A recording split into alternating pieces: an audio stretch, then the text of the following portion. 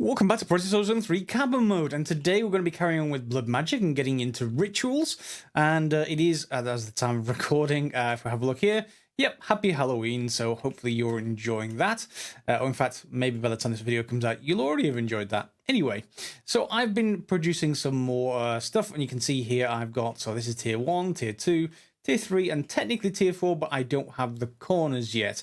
The pillars, basically. They need this large bloodstone tile, which needs weak blood shards. So we need to get somewhere towards that. So to get towards it, I want to make, first of all, some ritual stones. And I would also like to make the ritual diviner. The ritual diviner automatically places rituals for you. It's much better than doing it any other way. You don't have to remember anything, for one thing. So we need to basically process some magma cream, some gas tears, obsidian, and lapis lazuli block. And they will craft up into the 4 bits you need, these 4 not corners, but 4 sides you need to make the ritual diviner. So that's one of them, and I'm going to craft the rest. Now, while they are crafting, what else do I want to cover? Yeah, I've got put a new platform down over there for at least our ritual area. We'll go and be able to craft that later. And from here, I also want to craft the ritual stones, don't I? So ritual stones. Probably want to craft half a stack of them, not the master one, just regular ritual stones. There we go. And you can see it takes 4 of those, and we need the orb. To do this, you're going to need to at least get to the magician's blood orb, if I remember correctly, which is what I did. This is why I actually moved from tier 2 to tier 3. You can make it using tier 3, so that is in here, magician blood orb. There we go. And that's enough to make ritual stones. So if I need more, obviously, in the system. Let me just make, how much is that, 20, so 1, 2, 3, and then we do want a master ritual stone as well. So master ritual stone, can we make that yet? Looks like we can. Yep, so 1 master ritual stone. So we have everything we need for at least 1 ritual, and then I just need to basically craft up these next 2, and then we'll be able to get the ritual diviner. Now you got your ritual stones and your first ritual diviner. You're ready to go for rituals, but hold on, not yet. We need to go a little bit further. We need to upgrade our basically petty Tataric Gem into the common Tataric Gem. And I think, is that Hellfire Forge recipe? Uses Hellfire Forge. Yes, it looks like it is. And we're going to need probably another petty Tataric Gem to be able to do this, because we're going to need to upgrade one into the other, etc. So that is just redstone, gold, lapis, and glass, and that should do it, I would assume. Yep, just some demonic will. Okay, so redstone and gold. I need 1 lapis and glass. Glass. Yeah, I need to make more glass, clearly. There we go. So let's just put those in, and the demonic will. That's going to make 1 of those. And we have this petty Tataric Gem here.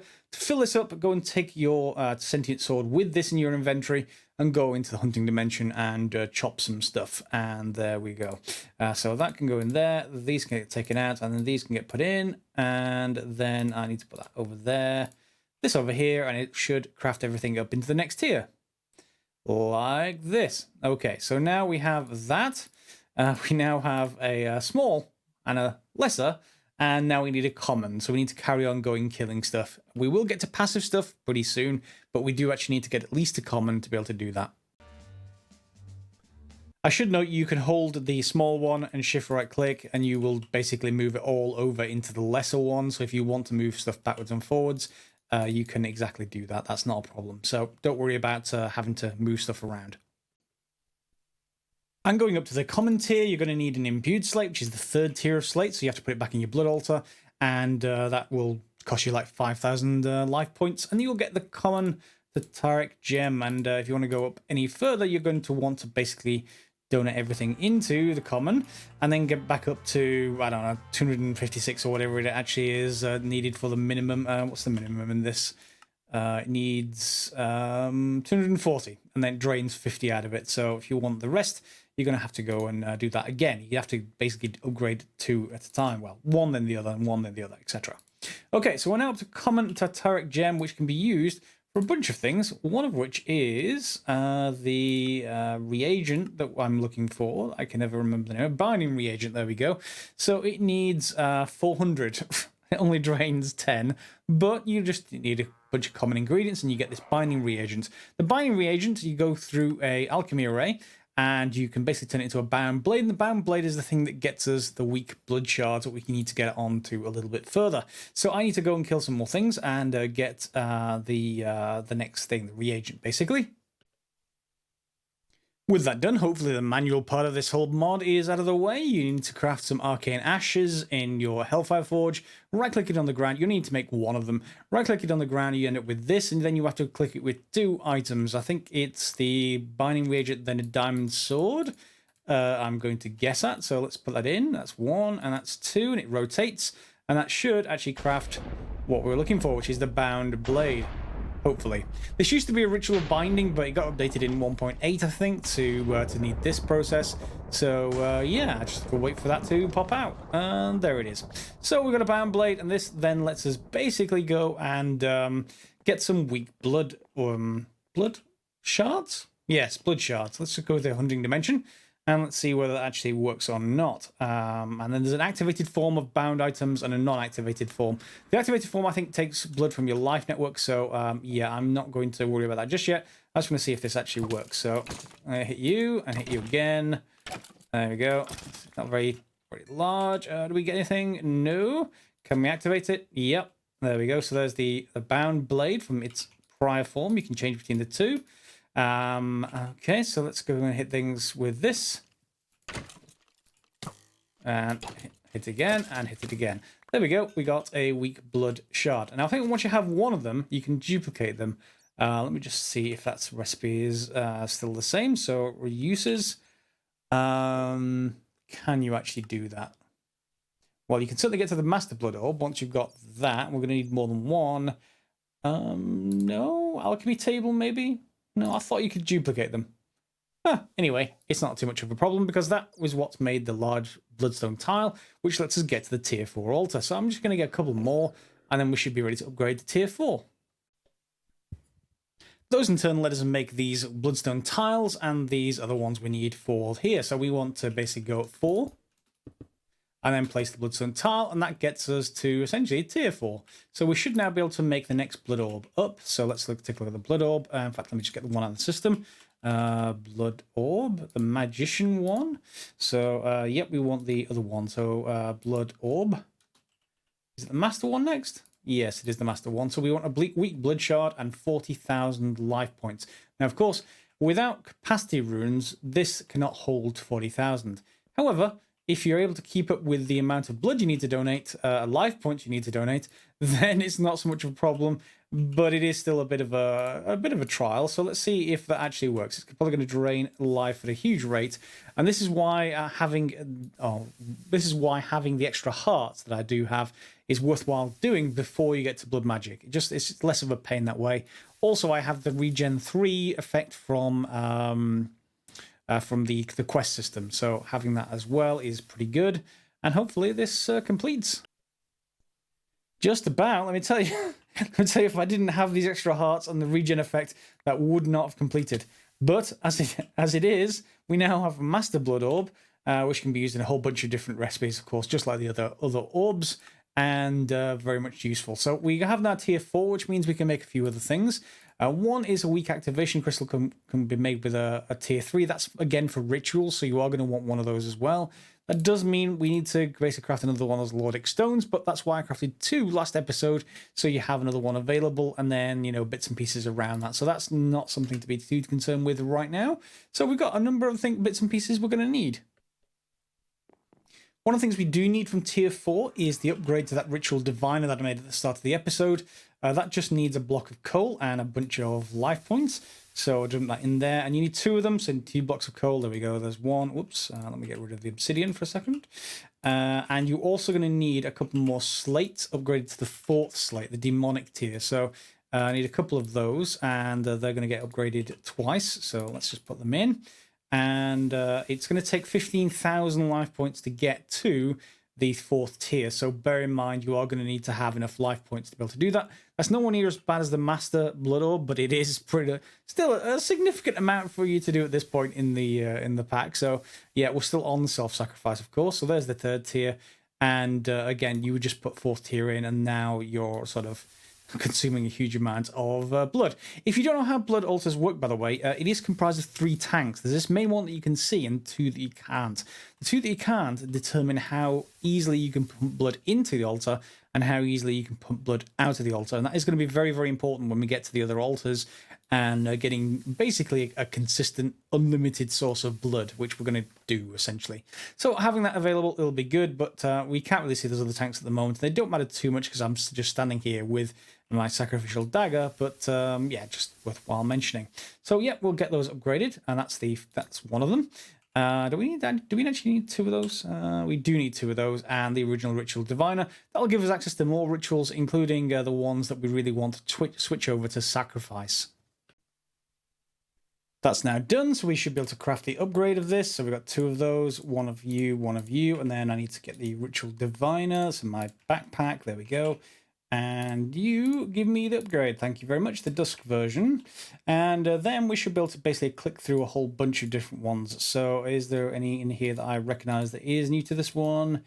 Suppression, Call of the Zephyr, Gate of the Fold. No, Containment Crusher. Frosty Crystal, yeah, a lot of these are actually now new. The one I'm looking for, I never remember the name of. There we go, Well of Suffering, until I actually find it. So Well of Suffering, if I remember rightly, is the one that you basically place down, either above or below your altar, but it kind of fits quite nicely below a large-scale altar, and it will essentially take in or damage enemies near the, I think it's this one anyway, near the blood altar, and will then donate stuff into the blood altar that you basically have taken. However, you're going to want to have enemies that don't die. Now, there's a few ways of doing that. One of the commenters in a previous episode said you can just have a different ritual that keeps them healed, gives them regeneration. But what I typically go for is witches, because you only need to set them up once.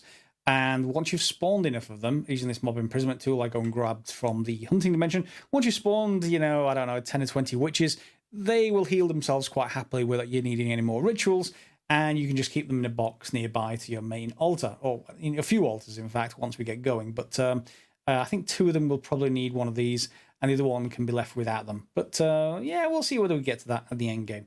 Anyway, I need to go and construct a box and get a few things, bits and pieces ready, and I'll bring you back for the ritual, or where to place the ritual, assuming that I've remembered if I actually crafted enough ritual stones at the start of the episode. I never remember whether I did or not. Back in a minute. So here underneath one of the other altars, I've put down the Master Ritual Stone. If you hover over it with your Ritual Diviner, you can right-click and hold, and it will start actually placing the blocks where they should be in the structure without you having to actually remember anything, which is really cool and perfectly fine by me. You need 36 Ritual Stones to make this work, and you can see everything is now placed. This is below one of the other altars. This is not my main altar that I've got all the upgrades around. You can see everything's still made of stone instead of the blank runes, but this is the one we're going to be using to basically start this off. Below here, I've got this whole chamber, and I'm not sure how much what vertical range this has as far as killing things below it's concerned, but I made another chamber down here that we can put witches in, and we'll see whether it actually works. In fact, I can probably just go and release one witch, and we'll see whether that actually works in a little bit.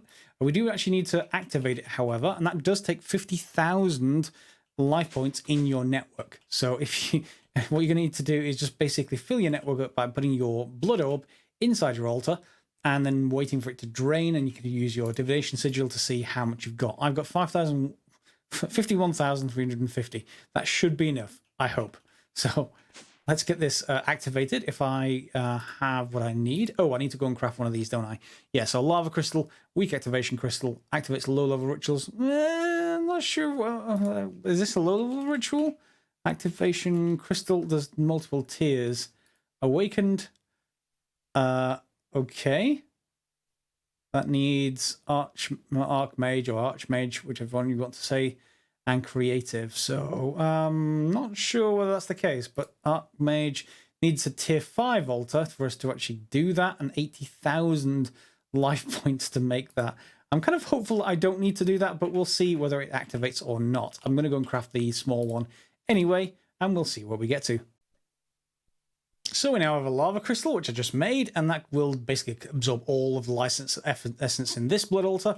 I've also made a powered spawner for witches and an octadic and spectre coils and bits and pieces, and the box you can see is underneath there, so everything should be set up. I may have to readjust the floor levels, but that's fine. Otherwise, I will just have to figure out where exactly I want this powered spawner in here.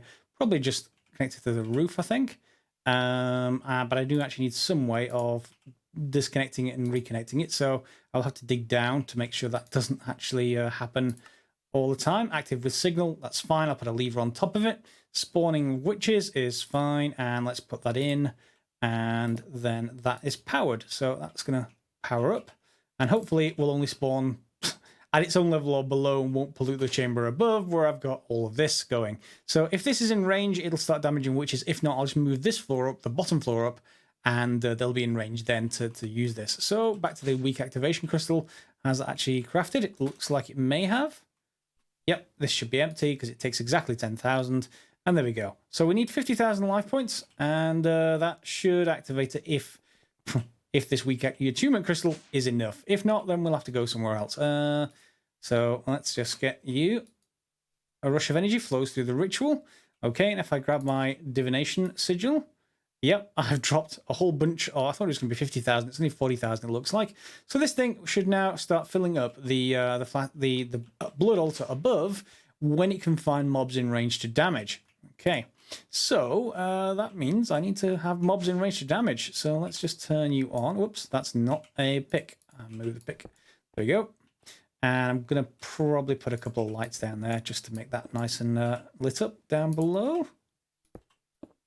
And pick up the litter. There we go. And one lever, please, from our network. And then we should be ready to try it. So let's get one there. Okay, you should now be cooking. Yep, huge amount of power loss, and we should get witches at some point soon in here. Hopefully you can hear said witches. They have spawned. And let's pop up here. Oh, look at that. We're getting blood. Now, there's not very much of it, I will admit that, but that's going to change because now what we can do is change this from a tier 1 altar into a tier 2, tier 3, tier 4. We've got our crafting altar over there, and then we can use this to then supply other altars by pulling blood out of it and pushing blood into the other ones. Now, that will require some different runes that we haven't done before, but it's not too terribly hard to actually do them. Let's just see how many blank runes I've got. 5. Not terribly great, but we can craft more of them. Blank rune. Please, I just need 3 more for the first tier, and there's my thing. So 1, 2, 3, good. And I do actually want the sacrifice runes here. So, do we have enough of those? I'd imagine we do. Let's give it a try and let's see whether we can craft enough. Oops, craft enough. Yep, we do. So now we can replace everything here with our sacrifice runes. So let's just pop them down. I'll go and grab the things underneath later. Okay, and that is filling up nicely. You should see that that's filling up at like 300 or 400 a time, and this is now full. Now, you could use this as your crafting altar, but what I was thinking about doing was using an ender tank. So I've got an ender tank here. I've got one already, but I'm going to need some dye, and then I'm going to need another ender tank anyway, so let's get some white wool going. Used it for elevators already. And then how about some... Oh, whoops, that was my divination sigil. I didn't want to actually do that. Let's give my sigil back. Thanks. I wanted some red dye, so rose red would be good. Yep. And I think I only want a couple of channels here, so that's perfectly fine. For now, I'm going to basically have a channel for stuff coming out of this altar going elsewhere for the moment, and we'll just use that by having, I don't know, rose red there and there. Yep. Okay, and then we get to that issue whereby we can only pull blood out of this at a certain speed, but that's not too much of an issue. Let's just get in here somewhere, and either we need conduits or we can absorb stuff directly. I'm not sure whether this actually pulls. Let's give it a try. I need to click this thing And... Yep. Ow. Ugh. Oh, it has spawned stuff above. That's annoying. Okay, that's fine. I can just build another layer of, go away. I can just build another layer or move the floor up. That's fine. Or move the powered spawner down. In fact, that will do the same job as well. In fact, for now, we can turn it off, and that should solve the problem because... let's just go down. Yep, there's enough witches down there to actually supply what we need, so that's fine. I will then go and just get some fluid duct or something like that to move the blood out into the ender tank, and then we can move in via using the ender tanks in other places. And here's the effect of the other tank I was talking about. Can you see basically the amount going in here? It's only going up by 20 at a time. That's the effect of the input and output tanks. The whole farm down here is providing it 400 at a time into this altar. So I've turned this off now because we have enough witches down here. Hey. And they can spawn in this chamber, so I didn't want to completely fill everything. We don't need any more, I don't think, for the moment. So let's pop upstairs, and I've put in the second tier, the apprentice, is it? Yeah, apprentice blood orb, because this is only a tier 2 altar. You can't really absorb the blood with anything larger than that because you need the relevant altar to be able to do that. However, even with that said, this thing is basically working and is adding to our life pool. And you can see there that's increasing, which is what we want. We want it to continue to increase. It does cost you some life points, basically, to run this ritual constantly. But it should provide, as long as you have an absorbing orb, more than it actually takes. So that's everything you need. And now, over here, oh, look, it's filling nicely without me having to do anything, just very, very slowly. So now we need different kinds of runes to basically increase the speeds of these altars. So as soon as you've got enough life points back in your network that you're comfortable, i.e. you're not going to run out, swap the altars over. So make this one your crafting altar, which is being supplied directly from blood now. So I don't need to stand here with a sacrificial dagger anymore, and this will just craft away, or whatever slate types you want to, and indeed we can put auto crafting in here later if we wanted to. I'm not going to worry about it for now. On this side, you then put your, in this case, the master blood orb, because it will work with this tier of altar, and that's absorbing all the blood that we can get into the system. Now, we will increase that later, but for right now, that's enough to keep my basically my ritual going, and I'm not losing any life points, I think, so everything's going well there. So the next thing is just crafting basically tier 1 slates, and I don't have to use that dagger, as I said. So now all I need to do is just start upgrading altars, really. And with lots of crafting done, you can now see that this altar, which was my crafting altar, is back to being the blood supply altar again, is now complete down to tier 5. So we've got a ring of sacrifice, a ring of displacement, a ring of sacrifice, a ring of sacrifice, and these beacons are the corner pieces for tier 5 altars. If you have a look at the top of the left of the screen, it says tier 5, and indeed the tooltip in the top middle, it also says tier 5. So this thing is generating and basically supplying blood to the other altars. These displacement runes make it really fast to move the blood out of the altar, and you're going to want the same displacement runes over on the other crafting altar on that side. And I've got another, is that another one of those? I don't know where these keep coming from. I honestly didn't place them, but there's another displacer pedestal. Anyway, as I was saying, this is up to tier 5 now. It's supplying blood fairly fine. And I've also moved another ender tank over here, and this is keeping our sort of our network topped off.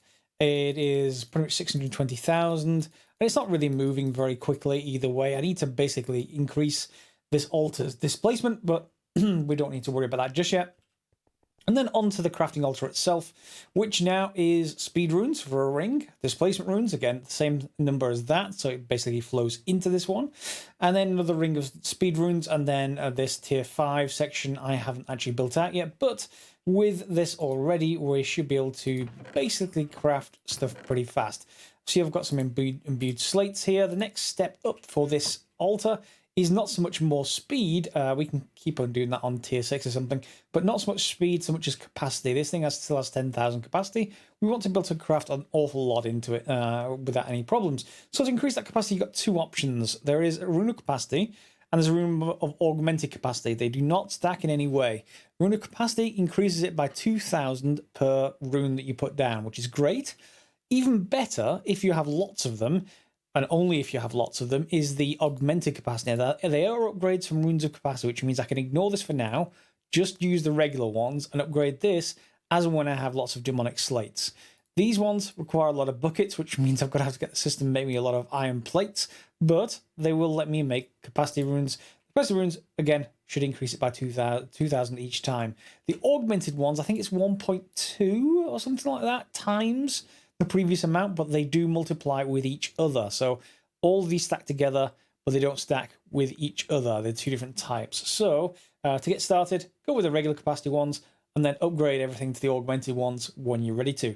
And at this point, you can pretty much get pretty fast crafting. If we just have a look here, we've got 8 here, and you can see, let me just drop these in. I'm going to get some more imbued slates out of this. So this is going to go from normal, that's into the first tier, and then once it realizes that's still there, it's going to start crafting again. And the second tier, and then even into the third tier, which requires 5,000 points. You can see how fast it's using that blood up now to basically craft, and it's refilling from the other altar pretty fast as well. So if we can get it faster, we will, but for the moment, that's pretty good with me. And I start getting imbued slates, which let me start making other things. In particular, the capacity runes. Are you going to need, I think it's like 13, is it 13 blocks? So 1, 2, 3, 4, 5, 6, 7, 8, 9, 10, 11, 12. Yeah, 13. So you're going to need 26, 54 blocks for each of the sides of a tier 5. So obviously 54 blank runes, then you upgrade them up into the various tiers. So yep, I need to finish that off for this side, and let's see. Well, it should be 54 times 2,000, I think. I'm guessing, but we'll see once I craft them, and I'll bring you back just for the end of the episode, just to show you the final states of my crafting altars. Okay, we're now at the stage where all of my altars are complete, and I've crafted a couple of sigils. So the sigils are held in a sigil of holding. Unbind the H key from other mods before you try and use this, otherwise you can't open it. And inside here, you'll see I've got Digination Sigil, we already had. The Air Sigil, which we didn't have before, but now we do, and I'll show you what that does. Basically, right-click and hold, and it basically will let you fly. But more importantly, it will let you fly in any dimension. Yes, now you can't hover, but you can get pulled towards a certain sort of direction. So this is sort of like the, what was it called? The... I forget the name of it. There's like a staff that you can use that lets you fly, but it consumes feathers. It's like, oh, I forget the name of it. Anyway, I'm sure someone will mention it in the comments, but it requires a lot of endgame stuff. This does not, which is good because we can craft it right now. So yeah, Twilight Forest, Erebus, you can fly around and go and look for bosses if you want to in any of those dimensions. Let's go over and take a look at the final, final for tier 5 altars. First of all, new altar over here is a Blood Orb altar on Blood Orb and nothing else. It's entirely independent from the other two. It simply feeds our life point network. So if we go back to the Divination Sigil, you'll see I've got like nearly 3 million life points now, and it's pulsing through every second or so. So that's pretty cool. You can see I'm getting about 3,000 life points per pulse, and well, as far as the rings are concerned, that is a Ring of Sacrifice, some sort of mixed sacrifice and speed in the next one down, and then more sacrifice. It's going to be a mix of, I'm going to take them up and put them down in the 6th row as well, the tier 6 altar. But it depends. All I really want to do is make sure it uses up all the blood that gets generated every single pulse that goes through. Otherwise, it's just going to keep on just adding to our network. So that's entirely independent, and it has a Well of Suffering underneath, just like the other one that generates our blood. So down here, you can see witches. Hello, and I don't stay around too often, but I've moved the mob spawner. Final one over here you've already seen, which is Sacrifice, Displacement, Sacrifice, and that is full, which is good. It's not being drained by anything else. And then over here is our crafting altar. So now we have Speed, Displacement, Speed, and then Capacity. This is going to be augmented capacity eventually, or superior capacity, whatever it's called these days. It used to be called two different things. It's the same thing, basically, multiplicative instead of additive. However, this thing is 114,000, so you can put a Nether Star in there. It takes up 80,000, but you get this Archmage or Archmage Blood Orb out of it, which is the top tier orb, apart from the sort of tier 6 stuff, which is not needed by the quests in the game. So as to whether you actually craft that or not, it's entirely up to you, and there are all of the orbs we've got so far. Okay, so everything is working. You can now obviously change this over to do 8 items at once, or 4 items at once, or whatever you actually want to do. That works perfectly well as well. And then we're up to over here is going to be our ritual area, I think, for blood magic, whenever I get to it, which is to basically generate will. So we're going to have a sort of will farm over here, which is going to essentially grow will crystals and then break them and melt them down. And that's one way of generating will without having to kill things. Not sure whether we're going to need it in the pack or not, so I've left a space for it.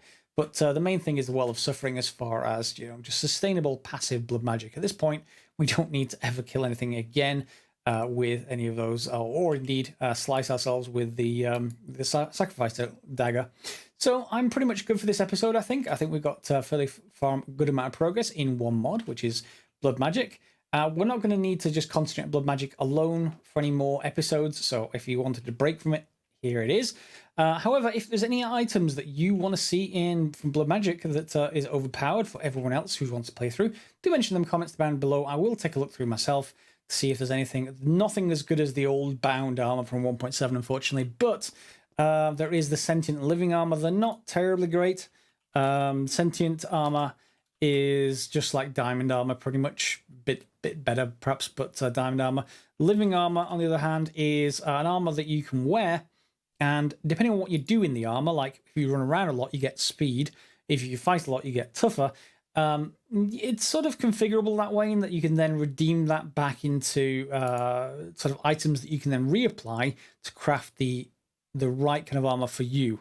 However, it's not in-game stuff, so it's not quite as amazing as the old bound armor, which used to just basically not that you didn't take damage. You just took life points out of your network. And of course, if you had a network that's generating a huge amount of life points, well, you just didn't get damaged. So that's or the armor didn't get damaged, I should say. So yeah, I think that's good enough for one episode. Got everything complete with blood magic that I wanted to. And hopefully you enjoyed. So if you did, give it a thumbs up down below. Feel free to subscribe if you're not already, or click on the bell for notifications for more episodes. I will be weaving in some probably Graveyard Keeper episodes as and when I can, and probably some Satisfactory episodes as well. So those of you who enjoy those games will hopefully look forward to something cool pretty soon. Otherwise, leave your comments down below for any suggestions or if you've got any questions. And as always, guys, thanks for watching.